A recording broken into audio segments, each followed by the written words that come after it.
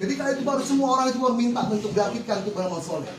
Maka hadirin dimuliakan oleh Allah SWT, maka tidak akan bisa lagi kita bangkit dari Allah SWT, karena sudah berpindah alam, dari alam dunia pindah ke alam kubur. Sama seperti kita, ketika kita sudah pindah alam dari alam rahim, ketika pindah ke alam dunia, tidak akan bisa lagi kita masuk dalam perut ibu kita. Tidak akan bisa lagi. Maka kata Allah, mengapa sekarang, wahai hambaku, mengapa baru sekarang kau menyesal? Mengapa baru sekarang kau mau tobat kepada aku, kata Allah? Karena sudah terlambat, sudah tidak bisa lagi. Ketika gitu maka hadirin SWT, maka kita di dunia ini hadirin SWT, ini tempat kita menanam, akhirat di tempat kita menuai. Dan setelah itu hadirin SWT, setelah kita dipindah di alam keempat, akan dipindahkan lagi oleh Allah SWT ke alam yang kelima, yaitu alam akhirat. Tidak ada lagi namanya bentuk-bentuk kita. Saya orang Palembang, saya orang Jakarta, saya orang Jawa, saya orang Arab, saya orang Amerika. Tidak ada lagi bentuk negara-negara atau ras-ras hadirin SWT. Yang ada semua kita akan dikumpulkan oleh Allah SWT dalam satu tempat yang namanya padang mahsyar, dan akan Allah pisahkan menjadi dua kampung saja, kampung surga dan kampung neraka. Di zaman Nabi Musa alaihissalam, Musa pernah bertanya kepada Allah Subhanahu Wa Taala, ya Allah, mengapa engkau ciptakan surga dan neraka ya Allah?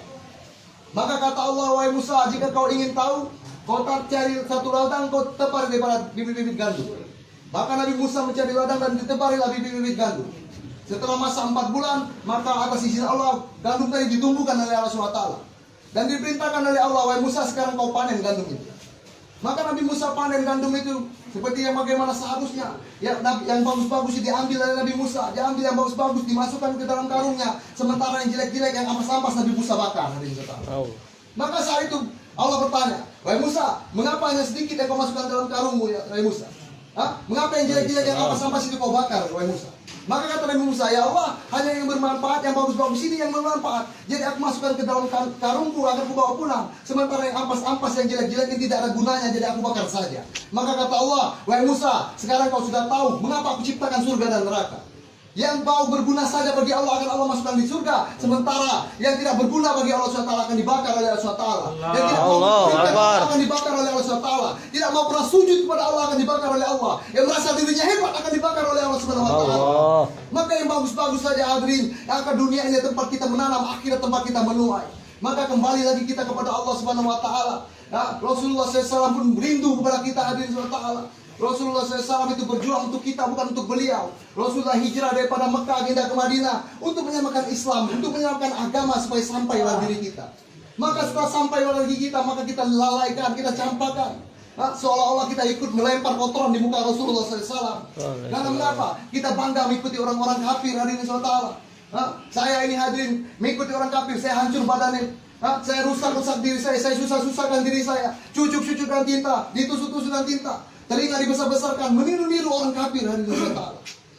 Tinggalkan sunnah Rasulullah SAW. Padahal Rasulullah SAW hadirin ketika itu Rasulullah sampai akhir hayatnya pun Rasulullah masih merisaukan kita. Dan diperingat Rasulullah bukan anaknya Fatimah, bukan istrinya Aisyah, bukan cucunya Hasanuddin, tapi kata Rasulullah di hembusan napas terakhirnya Rasulullah, umatku, kata Rasulullah SAW. Kita disebut oleh Rasulullah SAW. Namun pertanyaannya hari ini, apa yang kita berikan untuk Rasulullah SAW? Kita merasa diri kita hebat hadirin. Kita merasa diri kita kuat. Padahal hadirin Allah, kita tidak ada apa-apanya apabila kita dihadapkan oleh Allah Subhanahu Wa Taala. Hadirin yang dimuliakan oleh Allah Subhanahu Wa Taala. Sehingga kami hanya bisa menyampaikan saja hadirin. Tidak ada, kami bukan orang baik juga bukan. Kami juga orang buruk, tapi yang berusaha memperbaiki keburukan ini, memperbaiki diri dan belajar untuk menyampaikan para kebaikan-kebaikan. Karena hakikatnya kita ini saudara hadirin. Jika kita ingin menceritakan tentang kenakalan-kenakalan kita, maka tidak bisa kita menyaingi para sahabat radhiyallahu anhu. Sayyidina Umar radhiyallahu anhu, siapa tidak tahu tentang kenakalannya? Kita nakal-nakal kita hadirin tidak pernah untuk berniat untuk membunuh Pak Kiai. Tidak pernah. Walaupun ada yang membunuh Pak Kiai, kita pernah membunuh Pak Kiai, Kiai itu mati. Masih banyak kiai-kiai lain yang akan meneruskan perjuangan dakwah. Masih banyak kiai-kiai lain yang akan mengajarkan ilmu-ilmu agama. Tapi Sayyidina Umar bin Khattab radhiyallahu anhu ingin membunuh Rasulullah SAW. Yang mana tidak ada lagi nabi setelah Rasulullah. Satu-satunya nabi tinggal ingin dibunuh oleh Sayyidina Umar. Tapi masalah kenakalan kita tidak bisa menyaingi Sayyidina Umar. Tapi kenapa ketika itu Sayyidina Umar setelah ingin membunuh Rasulullah SAW. Ketika Umar masuk Islam, ketika Umar telah taubat, ketika Umar telah hijrah, maka dia menjadi pemimpin ketika itu di zaman menjadi amirul pemimpin. Bahkan kata Rasulullah SAW, jika memang ada nabi setelah aku, maka Umar orangnya. Karena mengapa? Karena Umar sungguh-sungguh dalam taubatnya, Umar sungguh-sungguh dalam perjuangan agamanya, Umar sungguh-sungguh dalam hijrahnya.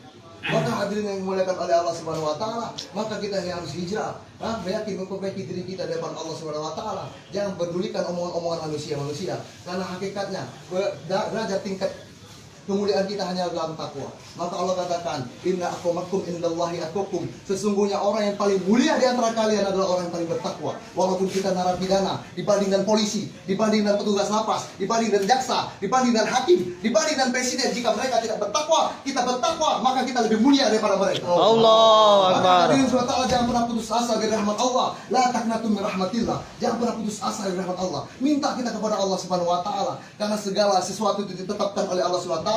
Innallaha ala kulli syai'in qadir. Sesungguhnya Allah berkuasa atas segala sesuatu, hadirin. Maka kita minta kepada Allah Subhanahu wa taala, kembali menjebak Allah Subhanahu wa taala, kembali memperbaiki diri kita kepada Allah Subhanahu wa taala. Memang hari ini, hadirin, inilah kesempatan ini. Saya tidak ada niat untuk sini, tidak ada rencana-rencana. Ini hadirin, saya dari bangun tidur tadi tidak pernah terpikir akan seperti ini. Mungkin Tuhan juga seperti itu juga. Tidak mungkin saya akan pikir menjadi seperti ini.